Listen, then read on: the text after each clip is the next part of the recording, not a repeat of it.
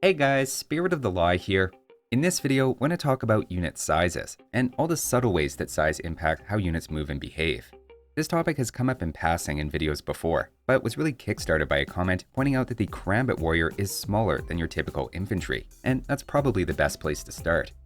Karambit Warriors are 0.15 by 0.15 tiles, as opposed to 0.2 by 0.2 for your typical infantry. And in fact, Karambit Warriors are the only infantry or foot archer I could find that are not 0.2 by 0.2. Notice right away that makes them pack more tightly together, in this case filling about 2 tiles in width, while the longswords fill almost 3 tiles with the same number of units. Now we have to differentiate here before we go further between size and apparent size. In this lineup with the units highlighted, you can see there's a circle underneath each, suggesting an increasing size as we move toward the top right. Judging by these circles, the Karambit is actually the same size as a longsword, with elephants then significantly larger than knights, with units ranging from 0.2 up to 0.6 for the war elephants. It's all fairly intuitive, but the real sizes behind the scene as the units pathfind and interact doesn't correspond one for one, and in fact all cavalry are the exact same size at 0.25 radius. The main point is you can't just look at the circle to judge how large a unit is, and we can confirm this by putting them into groups, where notice it's now very obvious the game thinks a knight and both types of elephants are all the same size, lining up the same way when put shoulder to shoulder in line formation. The line formation doesn't really matter here either, and staggered also follows the same rules, where smaller units bunch up more closely together. Of course, even if most infantry and cavalry are the same size within those groupings, mounted units are larger, and units being smaller has some advantages and disadvantages. The disadvantage for infantry, and especially Karambits, is pretty obvious, as anything that deals area or blast damage is simply going to hit more of them. Here, for example, with a single mangonel shot, all 20 Karambit Warriors in this group are hit, while for 20 slightly larger crossbows in line formation, 4 or arguably 6 get away without taking any notable damage, and for 20 even larger knights, only 9 take appreciable damage from that shot. On the other hand, there are advantages to being smaller. First off, archers that miss their targets are less likely to incidentally hit smaller units by chance. Another important advantage, which the Karambit Warrior can demonstrate, is that smaller units tend to path more smoothly and more easily surround enemy units. To get a sense of the scale that this helps, I tested out some modded Karambit Warrior sizes, so we can start with the baseline here of Karambits with 0.15 versus longswords with 0.2. Having a group of 24 Karambits against 12 longswords, over 5 trials the Karambits won with an average of a third of their HP left over, so that'll be our benchmark. Suppose Karambits were even smaller though, say 0.1 tiles for their X and Y value. Notice the unit graphic doesn't change, but as far as the game is concerned, these Karambits are now just half the size of longswords, and we can see them really piling up in line formation to reflect that. What we'd expect is they'll perform better, as they can now slip around each other and longswords more easily. That is, in fact, exactly what we see if we put them to the test. And while the difference may not be visually obvious, the results speak for themselves, with the Karambits ending up with 38% instead of 33% over multiple trials, and even add a bit more consistency in the results, maybe because they aren't quite as much left to the whims of pathfinding. Of course, we have to check the other way as well, and what if Karambits had the exact same size as longswords, as most players, and me included, have probably always assumed? Well, Karambit Warriors in that situation no longer even win consistently, and if they do, it's by a very small margin, really highlighting how just a 0.15 to 0.2 size jump has a very negative impact in melee. While we're already modding though, let's push things a bit further. Suppose instead of 0.15, our Karambits had a 0.5 radius, shown here in tight line formation. As far as the game is concerned, these Karambits are twice the size of elephants, and to give a sense of not what we're seeing, but what the game is seeing, Karambit Warriors from the game's perspective look roughly something like this. So how will this impact a battle? Maybe no surprise, the Karambit Warriors get absolutely destroyed, as they struggle to pathfind around each other or between the longswords to reach a target. The trade-off is they'd be lucky to hit more than one of these Karambits in a single mangonel shot. Now while this is admittedly a silly example, I'm actually a little surprised that devs haven't played around with unit size on the edges more often, as it offers a new lever to pull in balancing units, and we've seen how dramatic just a 0.05 change to size can be. Now there is a wrinkle, which is that at times collision can seemingly be turned off, with patrolling being a well-known case. Here we have our gigantic 0.5 size Karambits patrolling beside longswords, but collision is clearly being ignored between units within each patrol. It turns out this is far from the only time collision rules can be bent or broken, and more on that a bit later. Meanwhile though, there's another situation on water where unit size takes some rules we've already seen, but then introduces something new. As you may have noticed before, some naval units naturally spread out more than others, with all these groups of 10 ships being in line formation.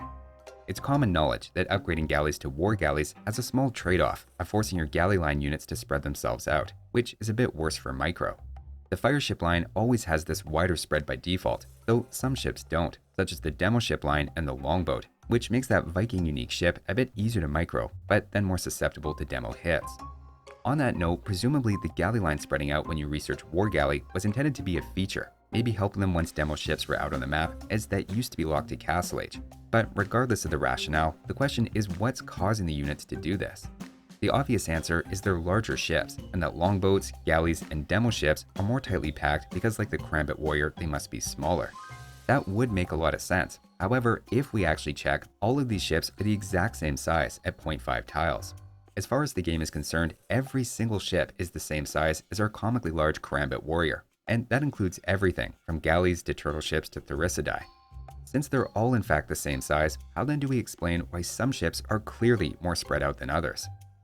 It turns out, hidden away in a section called Obsolete Variables, there's another factor called Flank Bonus at work here. Despite the name, it's not a bonus at all, and instead affects how much units will naturally spread out when moving as a group. For most land units, this is set to 1, while for galleys, demos, and longboats, it's 0.75, and for the other ships, it's 1.75.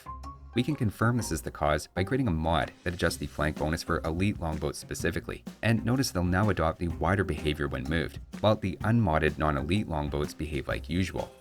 The main point here is that units do follow their collision size when spacing out, but the devs added another sneaky backdoor way to still make them spread out more if they want them to. That's one mystery solved, but I have to admit I was still hung up on patrol, where units can clearly stack on top of each other, so it just feels like there's something more to the story. Unfortunately, things like how exactly patrol is coded isn't in the publicly available game files, but looking at what we can see, I noticed another sneaky variable in the game files I never heard of before, called the min CS multiplier.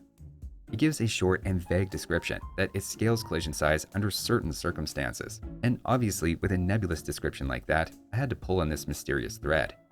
Starting with a few examples, here we have a variety of units and their collision size, the real ones mind you, not the apparent ones. If we look at this mysterious minimum collision size multiplier value for these units, they're a bit all over the place. For some units, they're either 1 or 0.8, meaning in whatever mysterious circumstances this comes into play, the unit size doesn't change, or only drops by 20%. Elephants and most other cavalry, though, are multiplied by 0.5, so there are times their size is being cut in half, while then rams have a multiplier of 0.1, telling us there are some moments using rams where the game turns the ram size into less than a third of a Karambit Warrior. Somehow, without us noticing, the game is treating rams as if they're regularly becoming this size. Not visually, of course, though they are adorable and I wish they would, but we're talking from the game's perspective when calculating collision. So what is the situation where a battering ram can become less than a quarter the size of a crossbow? And as a follow-up, why are step lancers not getting the special treatment of more common cavalry, which can have their collision size cut in half, while step lancers can't shrink? I keep coming back to step lancers because I know the devs don't like that unit stacking, so I started there. I made a new mod, this time giving elite step lancers the ram's 0.1 minimum collision size multiplier, but leaving the non-elite step lancer at their default, with the goal of finding some obvious smoking gun behavior where my elite step lancers are becoming much smaller and behaving very differently. I admit I might be a little hung up on the patrolling thing, and thought this might be connected to that, but the patrolling and stacking of units was disappointingly the exact same. Instead, let's think about those tiny adorable rams, and when that might lead to desired behaviors. One thing I thought about is going through choke points, which I know the devs have been trying to improve. A ram with 0.45 radius should barely fit through a one-tile choke point, and notice how easily they scrunch up when going through there, almost stacking on top of each other. You can see they really do act like much smaller versions of themselves, so that seemed promising at first, though unfortunately a regular step lancer without the minimum collision size multiplier at work also does the same thing, just as much as rams or our modded elite lancers. For something that's allegedly dropping the step lancer size by 90%, there's no obvious difference here to me. This still tells us something, which is that collision can be turned off when pathfinding through tight spaces, adding to what we already know about collision being turned off in patrol, but still doesn't tell us what this new variable does. Adding to the mystery, min CS multiplier also doesn't exist in HD. This is purely a definitive edition phenomenon.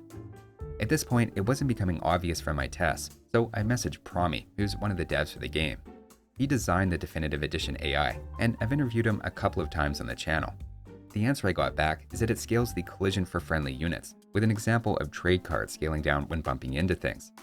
Now this made sense. It's not units in the same group interacting, which is what the choke point tests were getting at, but units of different groups passing into each other. I'm a little surprised trade cards end up having as much bumping as they do, with this being the case, but it's the answer from the devs, so that makes it definitive. Between this and collision obviously toning down in choke points, they can definitely squeeze through some spaces they really wouldn't be able to in HD. That said, it's not a silver bullet, as units will still deflect and repath, particularly if a unit is stationary in the way, as the min CS multiplier appears to not apply in that case. To assess its effectiveness, I'll let you guys be the judge. On the left here, we have step lancers without the minimum scaling by default, passing through an ally army going the other way. Notice the degree they're momentarily getting stuck on each other. Contrast that with the right side, where I've modded the min CS multiplier to scale elite step lancers down 90%, and it's maybe a little smoother, but I wouldn't say 10 times better. As for rams, which are always getting that 90% scaling down in the right circumstances, I suspect it's intended to help units garrison inside of them with the newer mass garrison feature, and maybe essentially to turn off collision with friendly units as that shuffle is happening.